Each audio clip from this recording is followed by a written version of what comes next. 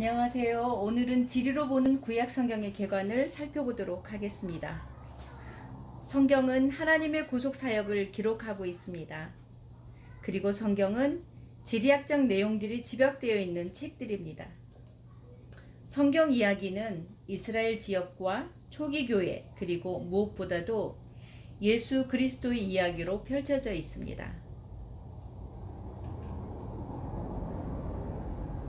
우리가 살펴볼 이 특정한 이스라엘 지역의 지리학적 위치와 문화적 상황은 하나님이 이루어 가시는 드라마의 배경이 되는 곳입니다.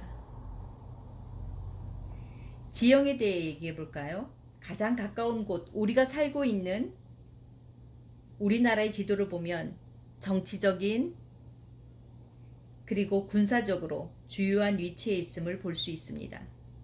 또한 경제적 환경에 따라 도로 시설이 보이고 지역에 따른 문화적 특색들이 달라짐을 볼 수 있습니다. 성경에도 지리학적 위치를 살펴보면 종종 중대한 역할을 하고 있음을 알 수 있습니다. 군사적, 경제적 동맹도 보이고 문화적 상황도 보입니다. 그리고 그곳에 사는 사람들의 정치적인 중요성은 지리학적 위치에 따라 결정되기도 합니다. 고대 사회는 지역마다 밀집되어 있기 때문에 외형적인 환경에 더 깊은 영향을 받을 수밖에 없겠죠. 지형에 따라 마을과 도시의 위치뿐 아니라 이들을 잇는 도로의 형태까지도 결정됩니다. 제가 몽골 울란바토르에 갔을 때입니다. 그곳은 천연자원이 많이 생성되는 곳입니다. 그곳을 개발하기 위해 계속되는 물을 쓰다가 물을 계속해서 쓰게 되므로 호수의 물이 말라버려 목축을 하던 그들의 삶의 터전을 잃어버리고 몽골 수도 울란바토르로 밀집하는 경우를 보았습니다. 이처럼 기후와 토양 조건, 급수 물 조건은 농사는 물론 사람들의 정치와 식생활, 심지어 종교 생활에까지 영향을 미칩니다. 그 지역에서 나는 천연자원은 집안에서 쓰는 생활용품과 도구, 무기 등을 만드는 데 사용될 뿐 아니라 그 지역의 생활까지도 바꿔놓기도 합니다.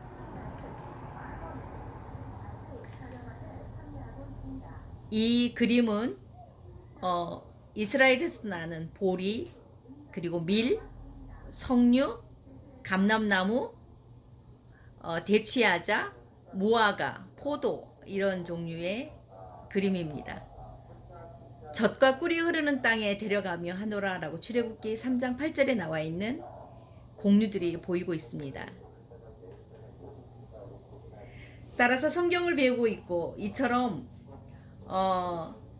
기후와 토양 조건, 급수물 조건, 농사는 물론 사람들의 정착지와 식생활, 심지어 종교 생활에까지 영향을 그 지역에서 나는 천연자원은 집안에서 쓰는 생활용품과 도구, 무기 등을 만드는 데 사용될 뿐 아니라 그 지역의 생활까지도 바꿔놓기도 합니다. 따라서 성경을 배우고 있고 성경을 배우고자 한다면 성경에 나오는 지리적 환경을 공부해 보는 것이 성경을 이해하는 데 아주 좋습니다. 여기에 나와 있는 사진은 이스라엘 민족은 지층을 보면 그 연대를 알 수 있고 그 지층 연대에 따라서 나오는 유적들을 보면 그 시대를 알 수 있는 좋은 지리적 토양을 갖고 있기도 합니다. 아마 홍수가 많이 나거나 지진이 나거나 그러한 형태가 없기 때문에 이 지질이 유지되고 있는 것으로 보입니다. 3기 대륙의 중심지로 그려진 예루살렘에 대해서 보고자 합니다. 우리나라에서 출발하여서 8,000km를 달려가면 바로의 성경의 땅 예루살렘입니다.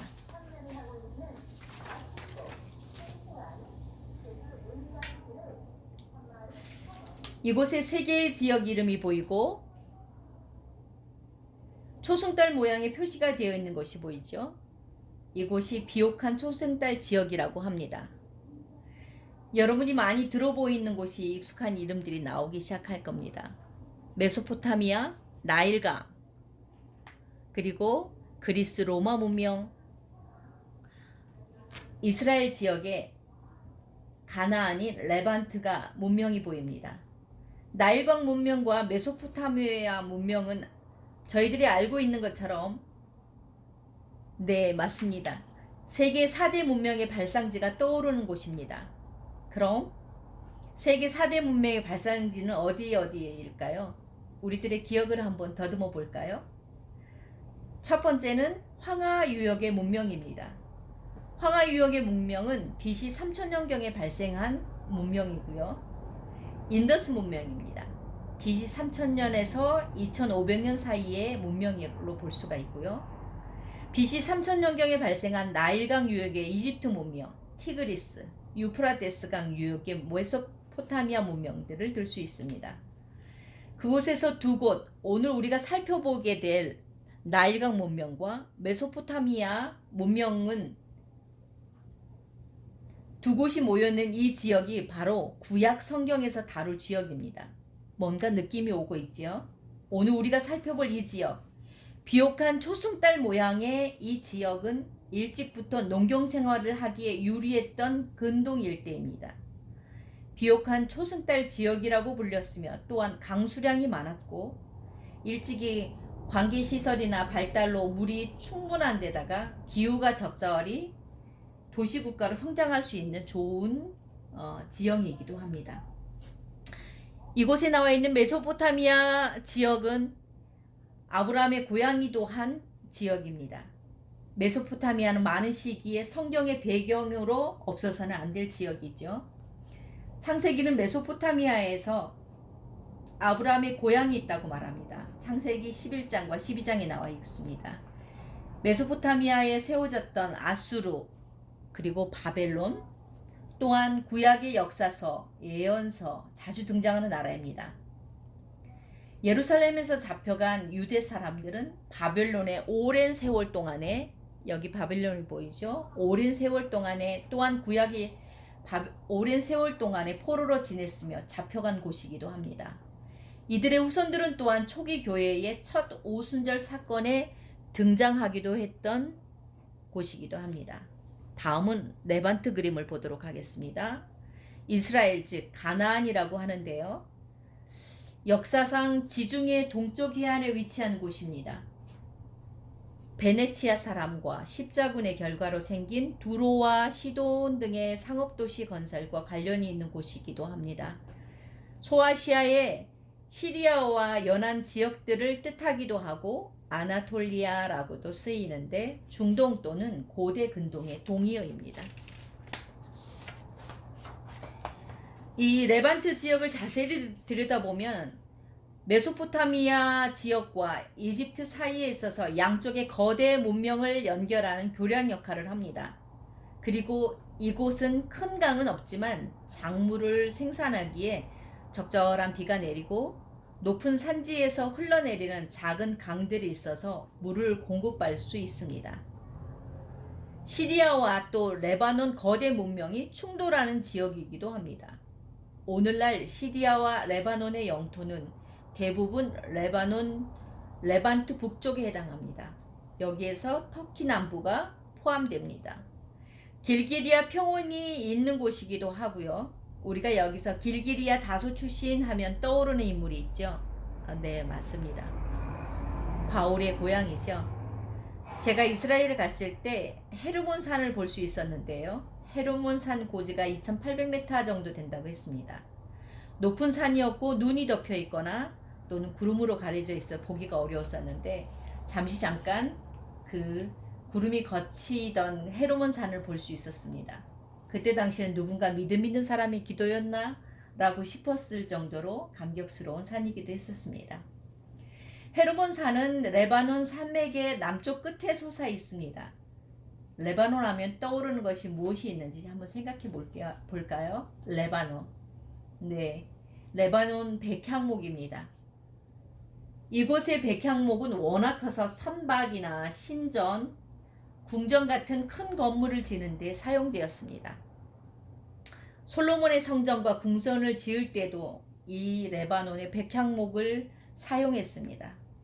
다음은 이집트 문명 한번 볼까요? 이집트 하면 떠오르는 것들이 뭐가 있을까요? 네, 맞습니다.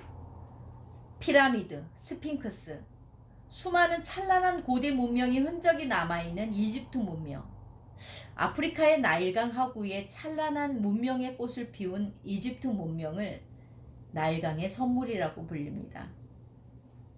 아프리카 나일강의 풍부한 수량으로 농경과 목축 생활이 발달하면서 나일강 인근으로 사람들이 모여들어 이집트 문명이 태어날 수 있던 기반이 되어 조성되었던 곳이죠.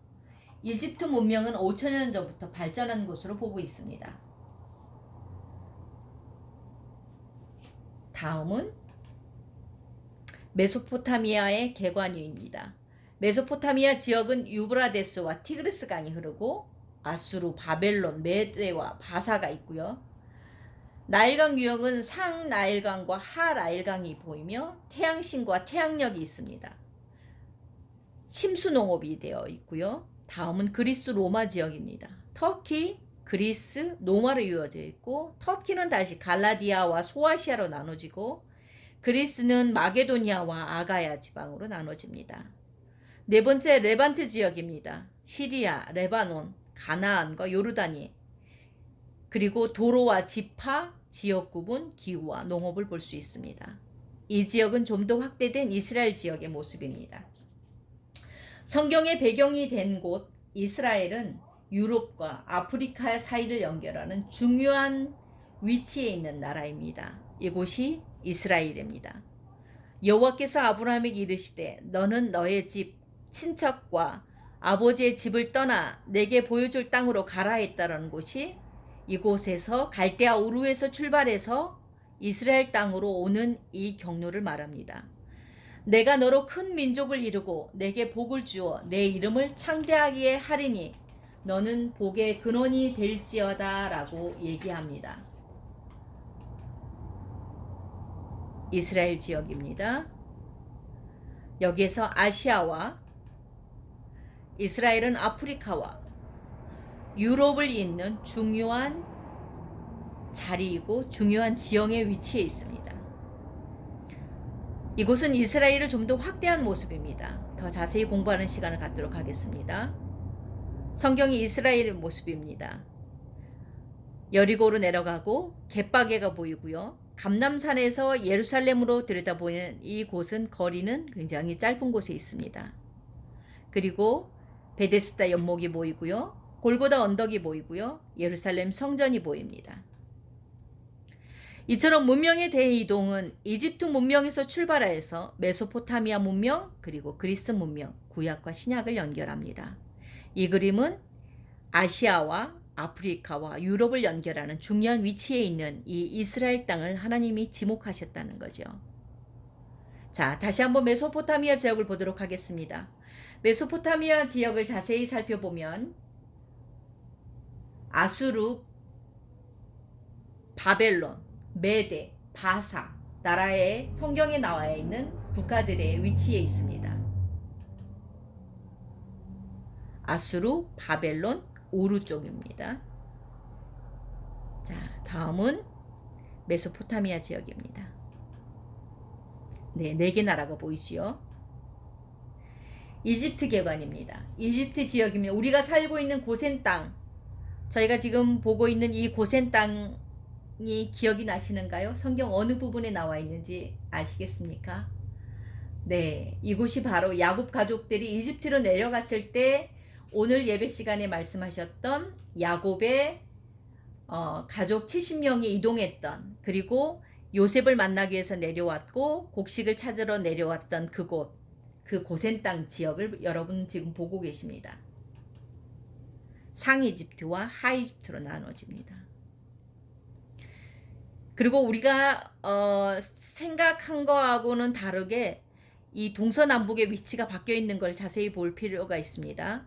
이쪽이 남쪽이고요. 이쪽이 북쪽, 그리고 동쪽, 서쪽, 이 방향을 잡고 우리가 성경을 읽을 때도 이 방향으로 읽어야 되고, 또 이스라엘 땅을, 성경의 땅을 볼 때도 이 방향 중심으로 보시는 것이 아주 중요합니다.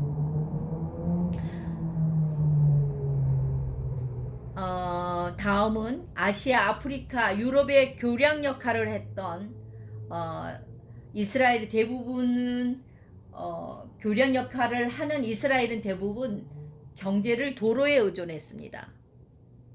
이처럼 해변길, 이사야 9장 1절에서 2절에 나와 있고요. 19장 23절에 나와 있으며 마태복음 4장 15절에 아시아와 아프리카를 잇는 가장 중요한 이 길을 따라 아브라함이 또 이동했던 경로이기도 합니다.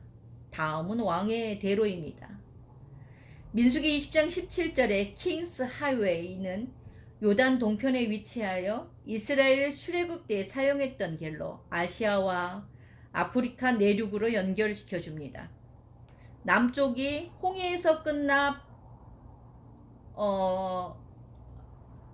또 이 해로를 통해서 왕의 대로인 이 해로를 통해서 솔로몬과 스바이 왕이 또 사용했던 이 길이기도 합니다. 다음 길은 세바스티아의 길입니다. 밤빌리아 지방에서 갈라디아 내륙으로 연결하는 도로이고요. 로마가 산적 소탕용으로 만들었던 또 사도 바울의 1차 여행 때 사용했던 길이기도 합니다. 다음은 에그나티아의 길입니다. 그리스 마게도니아 위치에 있고 로마가 마게도니아를 관통해 아시아로 이어주는 길로도 만들었습니다. 이 길을 따라 사도 바울이 2차와 3차 여행에서 복음을 전합니다. 아피아 길은 이탈리아 반도를 관통하는 로마에서 가장 중요한 길이고 사도 바울은 로마 후송 때 보디올에서 로마까지 이 길을 따라 올라갔고 마지막 잡혀 순교갈 때도 이 길을 사용했습니다.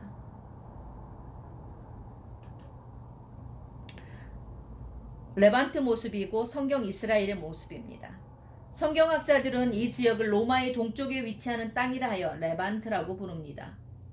여러 민족이 살아 어떤 특정한 민족이나 나라로 부를 수 없기 때문입니다. 예를 들어서 가나안 땅이라고 불리는 지역을 이스라엘이 정복을 하였어도 북서쪽은 두로와 시돈이라고 불리는 베니게, 페니키아가 있었고요. 남쪽에는 블레셋, 팔레스타인이 자리 잡고 있었기 때문입니다. 또한 동쪽은 이스라엘이 정복한 길르앗 지역의 북쪽에는 수리아라고 부르는 아람이 위치하고 길르앗 또한 동쪽 야복강이 시작되는 지점에서는 암몬, 아르논강의 남쪽 그의 형태 국가인 모압이 위치하고 있습니다. 암몬과 모압의 형태를 이루고 있습니다.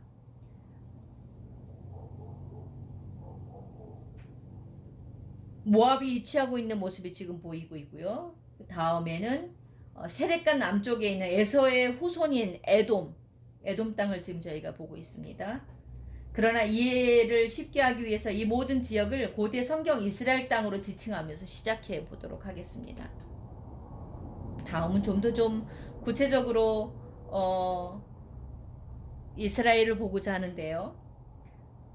19장에 반드시 그 미움을 받는 자의 아들을 장자로 인정하여 자기의 소유에서 그에게로 두 몫을 줄 것이니 그는 자기의 기력의 시작이라 장자의 권리가 그에게 있음이라라고 신명기 21장 17절에 얘기합니다.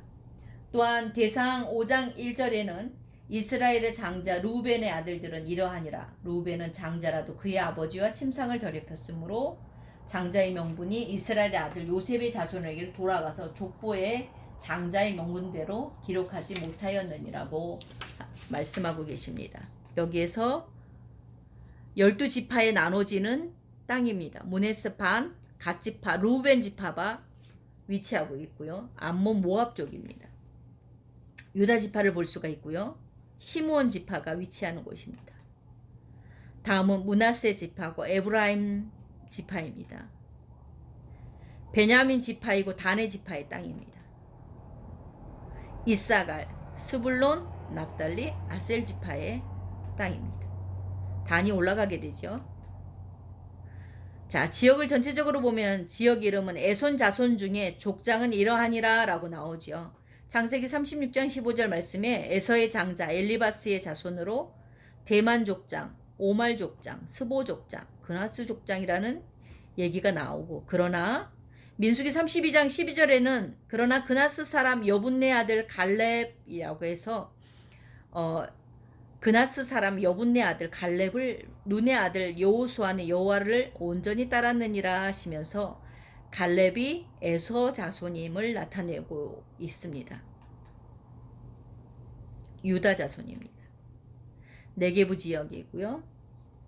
유다 산지. 자, 에브라임 산지입니다. 저희가 성경에 많이 나온 갈릴리 지역이 이곳에 위치해 있고요. 길르앗이고요. 다시 한번 지도를 보면은 아람, 암몬, 모압, 에돔, 길르앗, 요단 계곡, 에브라임 산지, 사론 평야, 블레셋 평야, 네게부 광야의 모습들을 자세히 볼 수가 있습니다. 자, 이스라엘 땅은 도로를 중심으로 남북으로 관통하는 주요 도로는 3개라고 표현되어 있습니다. 첫째는 해변길입니다. 서쪽 해변에 있는 해변길이고요. 다음은 족장의 도로로서 중앙 산지를 관통하는 족장의 도로입니다. 다음은 동쪽을 지나는 왕의 도로의 모습을 보고 있습니다. 동서를 관통하는 4개의 도로가 이렇게 두 번째, 세 번째 도로, 네 번째 도로로 이렇게 4개의 도로가 위치하고 있습니다. 이스라엘 골짜기를 지나 해변길과 왕의 도로를 연결하는 도로였었고요. 두 번째는 에브라임 산지, 즉 사마리아 산지 관통으로 한 도로였었고요. 세 번째 도로는 예루살렘에 위치한 베냐민 산지를 관통하는 도로였습니다. 네 번째 도로는 네게부를 관통하는 도로였고요. 또 에브라임 산지, 즉 사마리아 산지 마지막 네게부를 관통하는 도로의 그 남북 도로로는 아시아, 아프리카, 유럽을 또한 연결하기도 합니다. 수많은 무역이 이루어져 있는 이 땅을 사이의 땅, The Land Between이라고 말합니다. 솔로몬은 왕의 대로로 해변길을 잘 사용하여 거부가 되었다라고 얘기가 나옵니다. 다시 한번 12지파를 중심으로 해서 땅을 분배한 모습입니다. 그림을 한번 보면서 다시 한번 볼까요? 생각을 더듬어 보면서 자, 해변길 모습입니다. 그 다음에는 족장의 도로. 이 도로는 뭘까요? 네네, 왕의 도로입니다.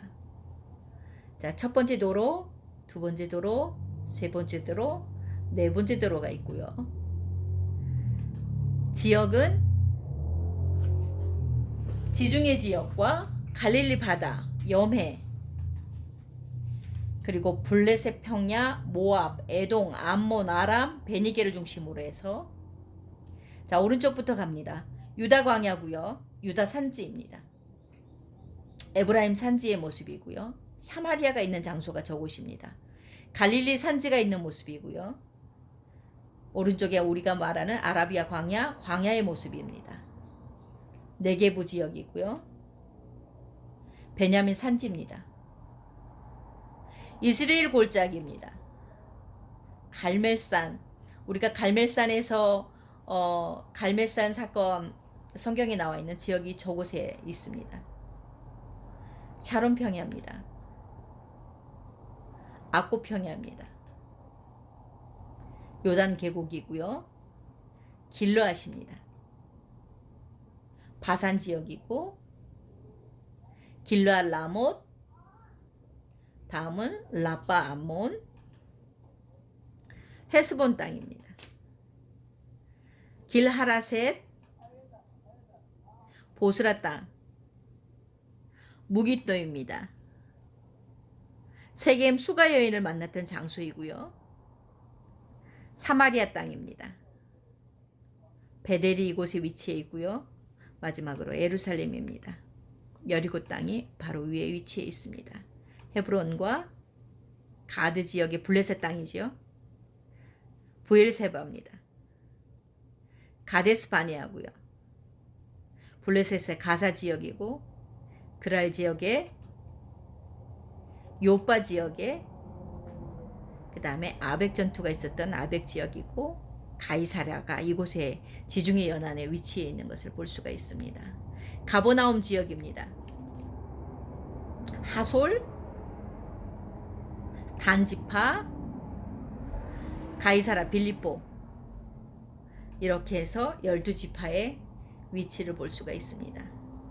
저희가 보고 있는 길입니다. 해변길, 족장이 도로, 왕의 도로가 길을 관통하고 있는 것을 볼 수 있습니다.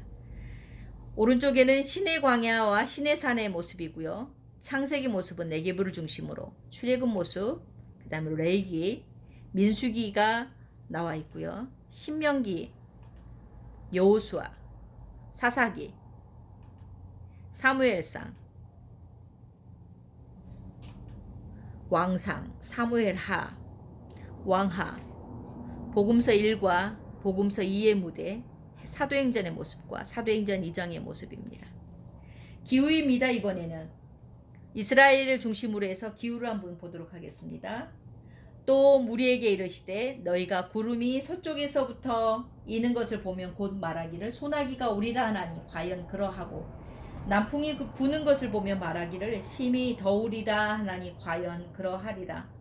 외식하는 자여 너희가 천지의 기상은 분간할 줄 알면서 어찌 이 시대는 분간하지 못하느냐. 누가복음 12장 54절에서 56절 말씀을 했던 겨울바람이 부는 곳. 동평 여름에서 동쪽에 바람이 분다라고 메뚜기를 동풍을 통해서 불어오게 했던 이 방향입니다.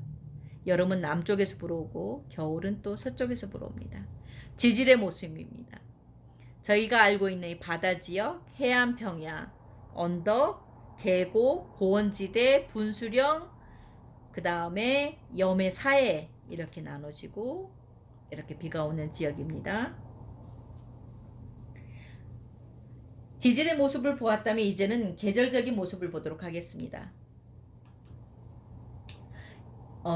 계절입니다. 여름의 모습과 겨울의 모습입니다. 풀은 마르고 꽃은 시드나 우리 하나님의 말씀은 영원히 서리라. 이사야 40장 8절 말씀. 제가 방문했을 때는 겨울철이었던 것 같습니다. 저희가 생각했던 여름과 겨울의 모습이 좀 더 다르지요.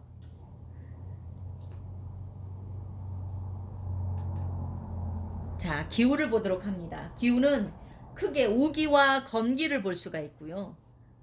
그 다음에 늦은 비 2월, 이른 비는 9월에 해당합니다. 그리고 오순절 기간인 3월, 그 다음에 나팔절 기간, 속죄일, 초막절, 그리고 수전절이 있는 9월, 겨울비가 있는 11월, 불임절이 있는 12월의 모습을 볼 수가 있습니다. 6월절과 무교절은 이때 볼 수 있습니다. 초실절까지 볼 수가 있죠. 광야의 모습입니다. 광야 사막의 모습인데요. 광야와 메마른 땅이 기뻐하며 사막이 백화파같이 피어 즐거워하며 그때에 맹인의 눈이 밝을 것이며 못 듣는 사람의 귀가 열릴 것이며 그때에 저는 자는 사슴같이 뛸 것이며 말 못하는 자의 혀는 노래하리니 이는 광야에서 물이 솟겠고 사막에서 시내가 흐를 것임이라. 뜨거운 사막이 변하여 못이 될 것이며 메마른 땅이 변하여 원천이 될 것이며 승냥이에 눕던 곳에 풀과 갈대와 부들이 날 것이며 거기 대로가 있어 그 길을 거룩한 길이니라 라고 이사야자 35장 말씀이 있습니다. 저희가 또 유명한 말씀이기도 하고 어릴 때 많이 불러봤던 찬양이기도 합니다. 사막에 샘이 넘쳐 흐르리라 사막에 꽃이 피어 향내 내리라 주님이 다스리는 그 나라가 되면은 사막에 꽃동산 되리 사자들이 어린 양과 뛰놀고 어린이도 함께 뒹구는 참 사랑과 기쁨의 그 나라가 이제 속히 오리라. 이날이 곧 도래할 거라고 희망하기도 하며 어렸을 때 많이 불렀던 노래이기도 합니다. 다음은 지질과 지형의 모습을 보도록 하겠습니다. 성경 이스라엘은 남북으로 긴 산맥을 가지고 있습니다. 서쪽은 지중해에 위치하고요. 동쪽은 아라비아의 광야입니다. 가운데 요단 계곡이 보이죠. 바다보다는 낮은 깊은 계곡들을 이룹니다. 그러다 보니 서쪽에서 북쪽에서 바람이 불 때는 비구름을 동반하고 있고 또 동쪽이나 남쪽에서 바람이 불 때는 덥고 건조한 바람이 붑니다. 그 결과 중앙 산지의 서쪽은 울창한 숲을 이루고 있는가 하면은요. 어, 동쪽은 풀이 약간 자랐고 말라버리는 광야가 돼버립니다. 광야에서 약간의 목축이 가능하고 곡식이나 과실수는 주로 서쪽에서 얻는다고 합니다. 지질은 주로 석회암이고요. 갈릴리 바다 북쪽과 바산 지역만 검은 현무암으로 되어 있습니다. 석회암으로 되어 있다 보니까 이스라엘 방문했을 때 집들이 다 석회암으로 하얀색이었다라는 것이 좀 특징이었었고요. 또 이스라엘의 선교사로 계시는 분들이 올리브가 참 이스라엘에서 많이 나고 있더라고요. 하지만 올리브가 맛있는 올리브를 따기 위해서는 한 10년 정도를 자라야지만 맛있는 올리브, 좋은 올리브를 수확할 수 있는데, 아마 이 석회암을 뚫고 내려가는 그 뿌리가 내려갔을 때 진정한 올리브의 좋은 과실을 맺는 것들을 얘기했던 것들을 기억납니다. 또한 갈릴리 바다 북쪽과 바산 지역은 검은 현무암 지대였던 것들이 또 인상적이었습니다. 예수님의 섬한 사마리아인의 비유를 보면서 예루살렘에서 여리고로 내려가다라는 표현은 예루살렘의 해발은 800m, 굉장히 높은 곳이었고요. 여리고는 바다보다 낮은 260m에 위치했기 때문에 이런 표현, 내려가다라는 표현을 쓴 게 아닌가 봅니다. 성경에 딴 고도의 차이입니다. 헬몬산이 2800m 정도 되고요. 메롬산, 바산, 갈릴리 바다가 이 지중해 수면을 중심으로 해서 내려가 있고, 여메와 사해는 아주 깊게 내려가 있고요. 헤브론, 느보산, 베들레헴, 예루살렘, 그리심산, 또 에발산, 축복과 저주의 산이기도 한 그리심산과 에발산, 갈보리아산, 길르앗, 바산, 다볼산의 모습입니다. 나는 여호와로 말미암아 즐거워하고 나의 구원의 하나님으로 말미암아 기뻐하리로다. 주 여호와는 나의 힘이시라. 나의 발을 사슴과 같게 하사 나로 나의 높은 곳에 다니게 하시리라는 하박국서 3장의 말씀입니다. 구약은 제가 좋아하는 찬양이었던 것이요. 무화과 나뭇잎이 마르고, 제가 어렸을 때 많이 불렀던 찬양이기도 하고요.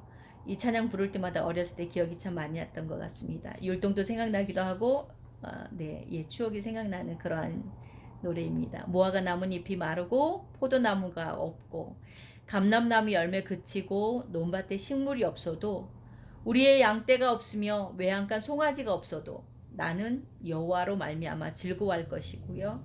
나의 여호와로 즐거워하고 난 구원의 하나님으로 인해 기뻐하리라는 신앙의 고백입니다. 구약은 히브리어로 이렇게 써 있습니다. 모양이 히브리어라서 낯선 모양인데요. 이렇게 구약은 히브리어로 되어 있고 신약은 헬라어로 기록되어 있는 모습입니다. 그 중에 히브리어의 모습을 캡처해서 보여드리고 있습니다.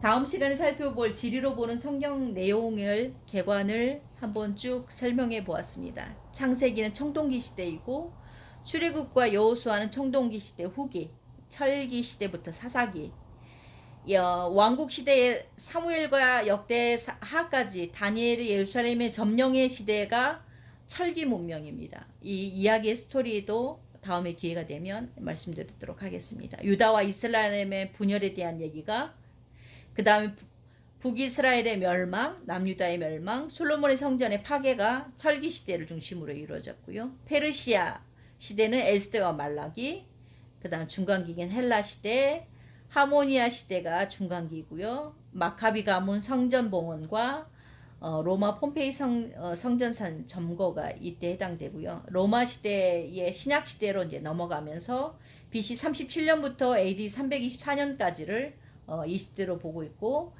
BC 37년부터 4년까지 헤롯이 통치했고, 예수님의 사역이 BC 4세기부터 AD 30년까지, 유대인의 대반란, 제2의 성전 파괴, 사도 요한의 죽음까지 이렇게 개관을 한번 살펴보았습니다. 네, 감사합니다.